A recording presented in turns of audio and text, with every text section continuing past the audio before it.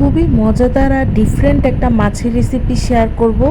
এরকম একটা মাছ যেটা লোকলজ্জার ভয়ে বলতে পারে না মানুষ যে তার পছন্দ। তো সেটা হচ্ছে পাঙ্গাস মাছ।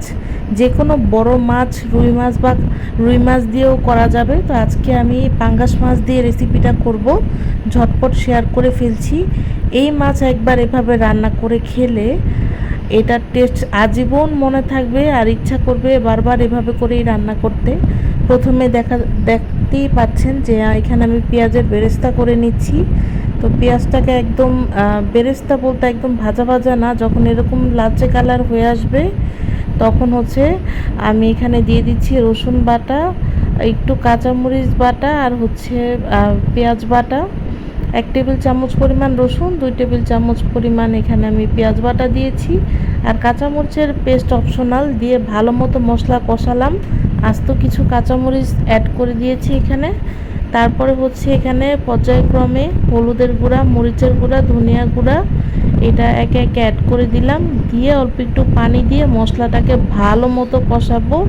কষানোর পরে এখন দিয়ে দিলাম লবণ দিয়ে আবার একটু পানি দিব। ভালো মতো কষানো হয়ে গেলে আর পানি বলক চলে আসলে তারপরে এখানে মাছগুলোকে আমি দিয়ে দিব। আর মাছটা একটু সিদ্ধ হওয়ার পর এই যে এখন মেন উপকরণ, এটা হচ্ছে টমেটো সস বা বাসায় তৈরি বা যেটা বোতলে কিনতে পাওয়া যায়, প্রাণ টমেটো সস ইউজ করতেছি। এখানে 2 টেবিল চামচ টমেটো সস দিয়ে দিলাম। দিয়ে এটাকে আর কিছুক্ষণ হওয়ার পর ভাজা জিরার গুঁড়া অ্যাড করে দিয়ে তারপর কিছুক্ষণ হয়ে আসলে তারপর এটাকে নামিয়ে ফেলবো। বাস, এভাবে করে যদি যে কোনো বড় মাছ আপনারা রান্না করেন আর স্পেশালি যদি পাঙ্গাস মাছটাকে এভাবে করে খান, তাহলে বারবার আমাকে ধন্যবাদ দিবেন এই রেসিপিটা ট্রাই করার পর। এত পরিমাণ টেস্টি একটা মাছ।